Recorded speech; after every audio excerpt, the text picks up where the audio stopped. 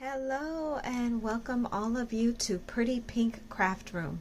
Thank you so much for joining me on my channel today. Welcome to all of you. Thank you for all of you who are returning back to my channel, and thank you for anyone that is new to my channel out there.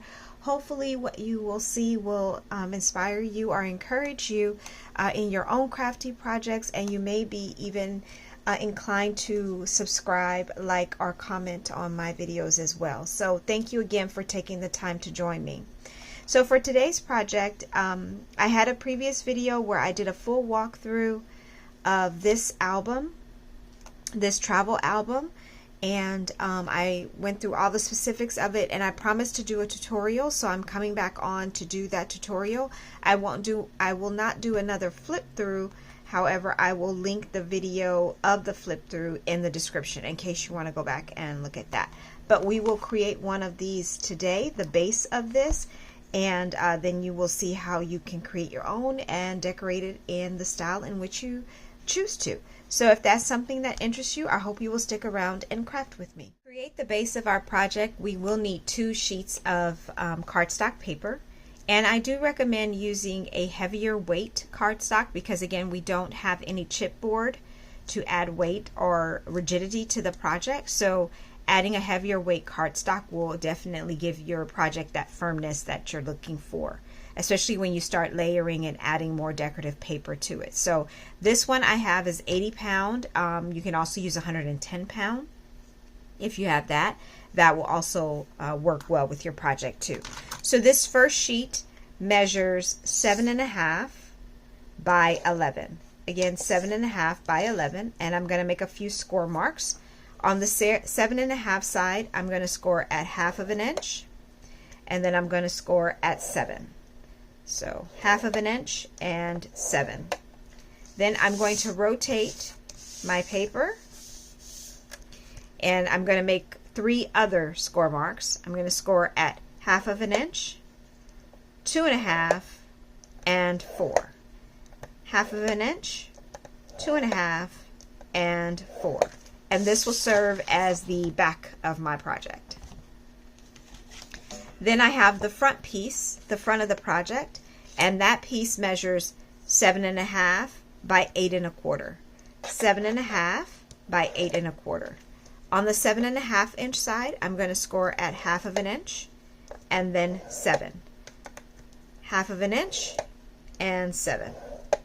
Then I'm going to rotate my paper to the 8.25 side, and I'm going to score at 1/2 inch, 6.5, and 7 3/4. 1/2 inch, 6.5, 7 3/4. And this will serve as the front of my project. So let me move my scoreboard out of the way because we do need to do some cutting on the paper, some freehand cutting. And the reason why is because I have cut these 1/2 inch flaps or panels on the side here to protect the edges of the project from fraying or from damage, wear and tear, that type of thing. So I wanted to add more security onto the edges to protect the project too. But in order to fold these down, we do have to cut out some of the divots so that the panels will fold down evenly without any gapping or any buckling or anything like that. So on my first score line here, and I want to make sure I'm in frame, this score line where it meets the other score line, so it's the 1/2 inch panel, there is another score line that meets it together there, and there are perpendicular lines there. So we just want to cut out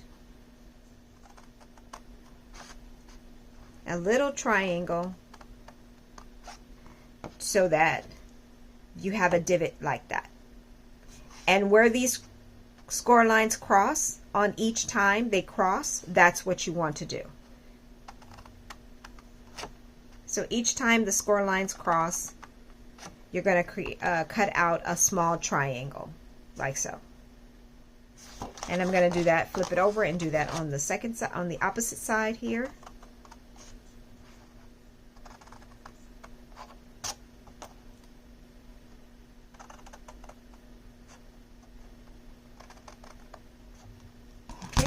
So when you do that, your project or the back sheet of your project should look something like this with those two cut out.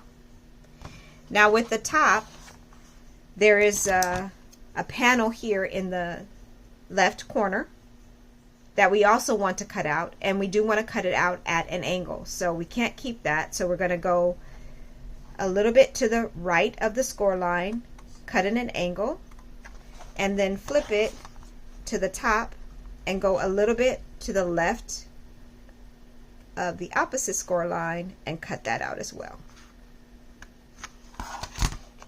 And it doesn't, as you can see, it's not super even for me. It doesn't have to be super even. This all gets covered up, but it just allows for the flaps to cut down or to fold down in a nice, clean, even way without any buckling. So I'm going to do the same thing on this opposite. So I'm pretty much just cutting out this small box here, but I'm doing it at an angle. So I'm going a little bit to the right of that score line and cutting that, and then rotating it and going a little bit to the left of this score line and cutting again.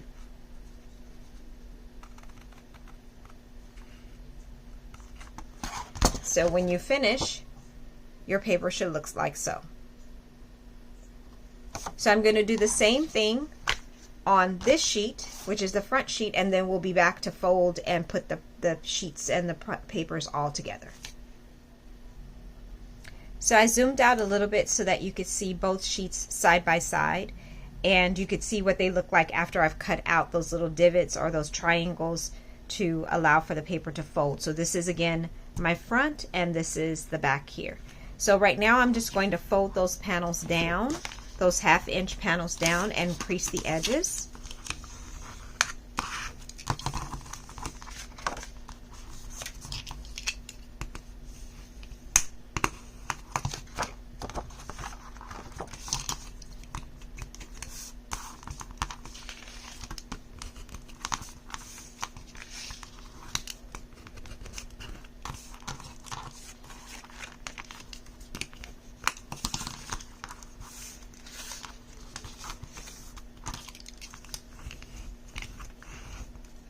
Okay, so now I can actually glue all of these 1/2 inch panels down onto the sheet.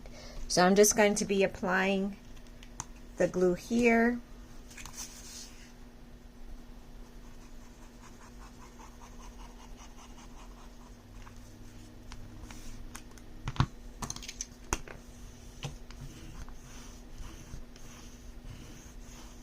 So you can see how it creates that protective edge there, just to secure the project even more.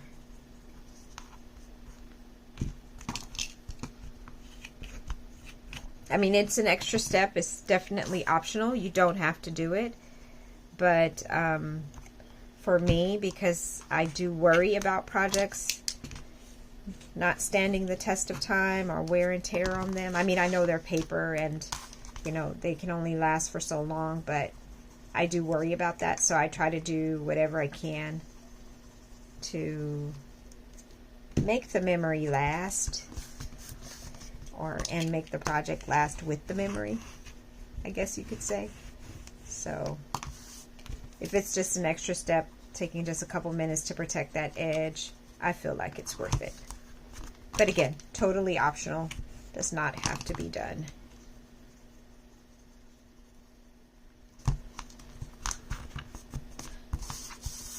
And then this one here.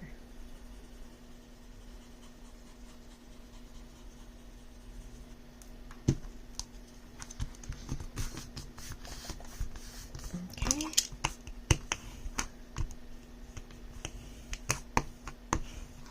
Okay. So as I mentioned several times, this is the back. So as this folds over like so, you'll notice that this becomes your spine, your top spine. And then this becomes your closure flap in the front of the project. So it looks just like so.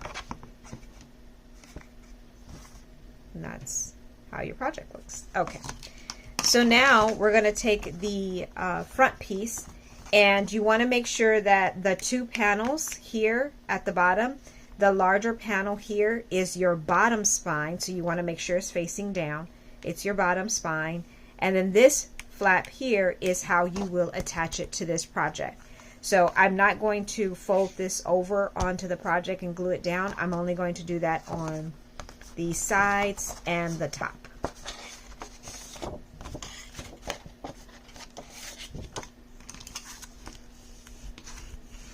And again, because you're using heavier cardstock too, you're gonna likely need to apply more time creasing it, burnishing it down, making sure the edges are crisp, because the paper is of course thicker.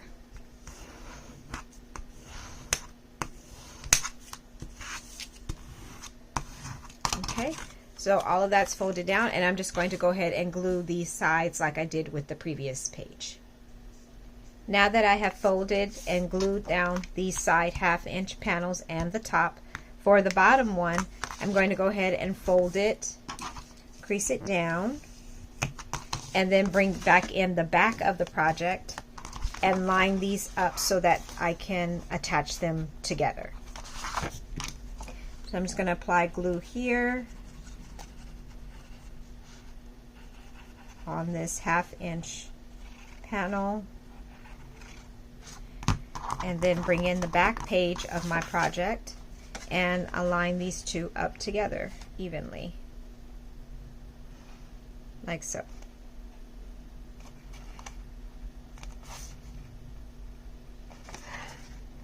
Let's make sure everything is even. Give that a little time to glue in place and make sure everything looks good. Okay, great. So now I can also, this second score line, I can go ahead and fold that and crease that down, because that is my bottom spine. So now you can see you have this entire base created, where it will ultimately look like this, kind of like a backpack satchel or a purse or something to that effect. That's why you can like add straps on it, paper straps on it, to make it resemble some type of travel bag or something to that effect. But that is the base of the project completely made, and you could add magnets on here to secure this flap onto the project, or you could use ribbon to tie it. There's many options of how you can do your closures with it, but that is the base. So let me show you how I made the inserts to go inside of the base. Two inserts that I'm going to use, or two signatures that I'm going to use into the project. As we go along with the project, you will see that there is actually room to make 3, but it all depends on how much you're going to add to the signatures, as far as waterfalls, flips, and flaps, and things of that nature. If you plan on adding a lot, then there really is, I would recommend only doing 2 signatures. If you are going to leave your pages pretty flat, then there is definitely room that you could make it for 3 signatures. So for the signatures, I have 2 sheets of paper here that measure 6.5 by 6 7/8. 6.5 by 6 7/8. On the 6 7/8 side for both sheets, I'm only going to make 1 score mark, and that is at 3/8 of an inch. 3/8 of an inch I'm going to make on the 6 7/8 side. So that is the panel that I'm going to fold down and glue to the base of the project. So this is the second signature, and I've already scored it where it needs to be, or I thought I did. Let me do it better so that it can fold the way I want it to. Okay, there we go. Now fold and crease that or burnish it down. So now we have these 2 signatures with the 3/8 inch flaps that we're going to use on the base of the project. So let me move this out of the way and bring back in my base. So this is, again, as you can see when you open it up, this is your bottom spine, and this is where your signatures get glued down to. So for me, before I glue them down, I like to put decorative paper there. So I have created just this layered or matted paper that I'm going to go ahead and glue to the base here before I actually add in the signatures. So I'll go ahead and glue that down first.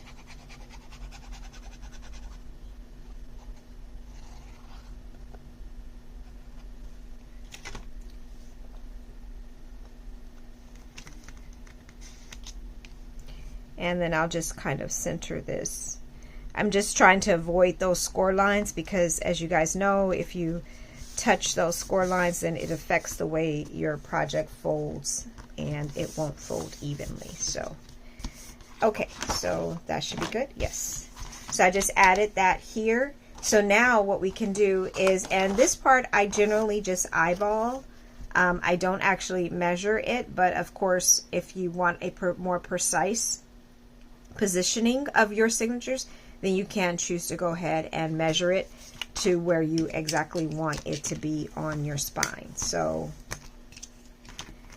again, I'm taking this first signature, and this is the 3/8 inch flap, and I'm just going to apply it onto the base, into that spine area, and I'm just coming about 1/4 of an inch away from that score line, or from the edge of that spine. As you can see, that's about 1/4 of an inch gap right there, and then I'm going to go ahead and apply it down.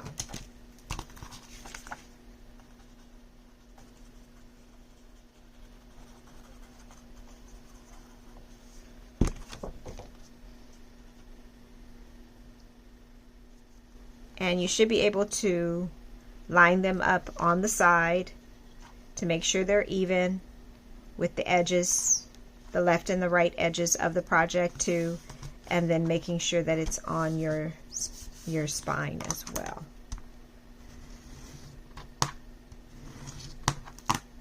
Perfect. Okay, so that is your first flap. So now we can go to our second flap, and this is for our second signature, I should say. This is the second signature with a 3/8 inch flap, and for this one, instead of folding it or allowing the flap to be on the outside, I fold it on the inside. And the way I do it is I actually butt the edges of these two signatures against each other to create a large gap in the middle. So again, let me pull it up so you can see. So I'm taking the edge of this paper and I'm butting it right against the edge of the previous paper.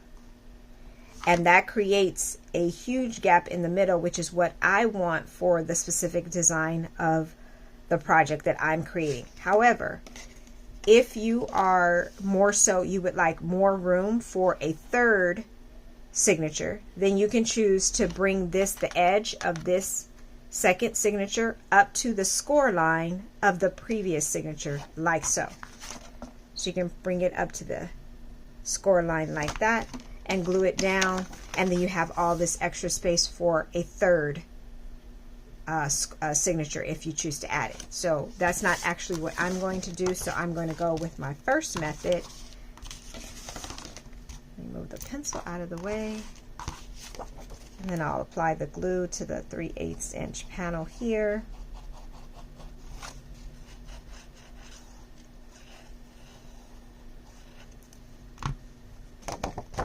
And again, I'm just going to, let me turn this so you can see it. I'm just going to butt these two pieces right up against each other, not even leaving a gap at all, but putting them right up on each other and just making sure that I stay even. That's my main concern, is, am I even?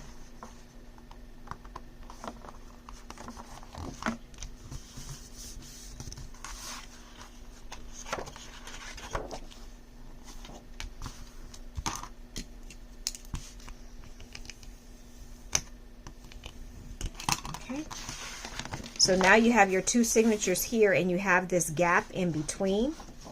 That, of course, I'm going to cover that with decorative paper. But this is where I would probably add, you know, my waterfalls or my flips and flaps and things of that. Maybe even frames I would add here in the middle because there's such room here. But then you do have the room on the outside because you have this space here where you can add dimension to this page and dimension to this page. And then you have space for pockets on the outside here. So that is pretty much the project, and then all that is left is to add decoration, but is pretty much completed with the inserts and the base of the project all done. So I'm going to now bring in one that I have already completed so you can see another version of how you can decorate this, or how you can create one for yourself as well. Give you some design ideas for the signatures as well. So this is one that I just recently created. This is using Mintay Papers Bon Voyage paper is the name of the packet. And so I use their paper as well as their embellishments and their die cuts all in the project. And this is what I used on the cover to decorate it. I did add that handle that I was speaking about previously to kind of give it a purse or a bag design, because it's a travel album. I wanted to make it kind of look like a bag. So I added this little handle here at the top. So this is how it looks from the top. I'm get in frame here. And then the back is just covered with more decorative paper, the bottom, and of course, again, this is how the front of the album looks. So let's open it up. Again, this is magnetized, so I added the magnets here to make it close better. And then when you open it up,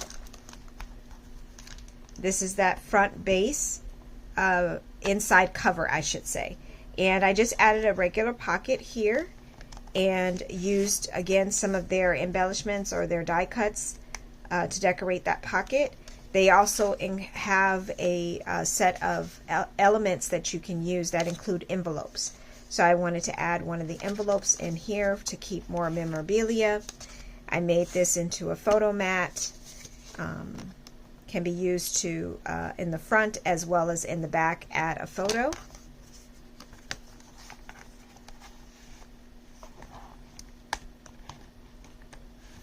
Okay, and then I'll put the envelope back, I should say. Okay. Then for the first signature, the front of the first signature, I added one of their tags here, and then I made that into a flip out page. Use some of their die cuts to create a little tuck spot for a photo that can go here, a photo can go there, and then you can open it and a photo can go there. This is another flip out page where photos can go here. This is another tuck spot. I use their stickers there, and then this also can flip out. This is another tuck spot for a photo that can go there, and then of course I use some of their elements there as well. And this is that larger inside section where I added waterfalls, but I added pocket waterfalls here to add even more space for photos. So each of the flaps of this waterfall is a pocket, and when you pull it out, there is a photo mat there, so there's space for photos. And then each page goes successively like that, and then there's even more areas for more photos to go there as well. And then at the back, there's areas for photos here as well as there. And then I do the same thing here on this side. Each of these waterfall pages have pockets, again, that photos can be added, and then photos can be added at the back. Photos can be added in the front. And then they fold over, and you can add more here, like so, and even more, like so. And this is a tuck spot for a photo can go there as well. And these are magnetized, so they will hold down and not flap all over the place. Then for the back of the second signature, I just did a double flap or fold over with photo mats. And so when you pull this up, this opens, and there's space for a photo there. And then it folds down, and there's space for a photo there, and then it does the same thing here as well as here, and then you have the scenery at the back where you can add a photo or you can leave it as it is, whichever you choose. Then I just added another pocket at the back, used some of their decorative elements again, and then I added 2 more envelopes in the back and created this photo mat here using one of their journal cards and the stickers like so, and then that can just go back into the pocket like there. And then you still have the 2 envelopes for adding in memorabilia from your travel journals too. And then all of this closes together and it comes together like so. So that is the completed project, the one that I've just recently designed, and I will link the video of the one I previously designed. And so I hope that this brief tutorial gave you some inspiration or some guidance as to how you can create your own, how you can make it your own, and you can add different elements, different design ideas. You can make several of these and I'll make them different in slight variations of changes that you want to make too. So I greatly appreciate you all joining me again for another crafting session. I appreciate the time with you all. I so enjoy doing these and spending this time crafting with you all, and I hope you will join me again for a future video. If you have not subscribed to my channel, please consider liking, commenting, and subscribing to my channel, turning on notifications so that you can join me for future crafting projects. And for those of you who are already subscribers, thank you again for your tremendous support of me and my channel, and I look forward to crafting with you again very, very soon. Until then, take care. Bye.